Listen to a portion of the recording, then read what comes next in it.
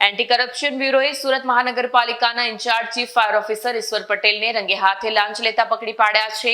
ઈશ્વર પટેલે hotel NOC certificate આપવા બદલ 1 લાખ રૂપિયાની લાંચ માંગી હતી।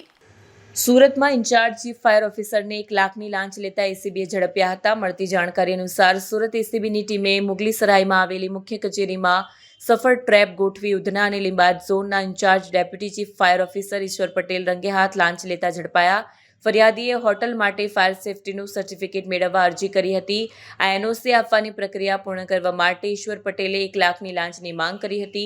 ફરિયાદી આ રકમ આપવા માંગતા ન હોવાથી તેમણે એસીબીનો સંપર્ક કર્યો અને એસીબીએ છટકું ગોઠવી ઈશ્વર પટેલને રંગે હાથ ઝડપી લીધો।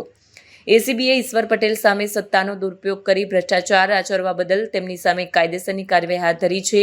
આ કાર્યવાહીને પગલે પાલિકાના અન્ય અધિકારીઓમાં પણ ફફડાટ વ્યાપી ગયો છે। કેમેરામેન હકીમ શેખ સાથે વસીમ હાસમીનો રિપોર્ટ, આઝાદ ન્યૂઝ, સુરત।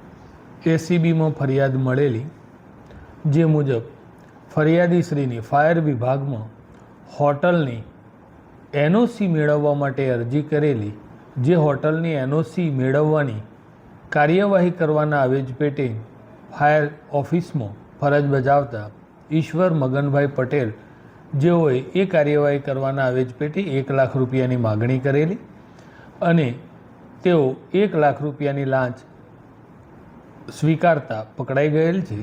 તેઓ વિરુદ્ધ કાયદેસર કાર્યવાહી હાથ ધરી ગુનો રજીસ્ટર કરવામાં આવેલ છે અને આગળની કાર્યવાહી હાથ ધરેલી છે। લાંચ સર શેના માટે માંગવામાં આવી હતી સર? હોટલની એનઓસી મેળવવા માટે, ફાયર એનઓસી મેળવવા માટે આ લાંચની માગણી કરેલી અને આ ઈશ્વરભાઈ 1999થી ફાયર વિભાગમાં ફરજ બજાવે છે, જેઓનો અંદાજિત પગાર 95,000 આસપાસ છે। આગળ જે પુરાવાઓ મળશે એ આધારે અમે કાર્યવાહી હાથ ધરીશું અને એ બાબત વખતો વખત આપને પણ જણાવીશું।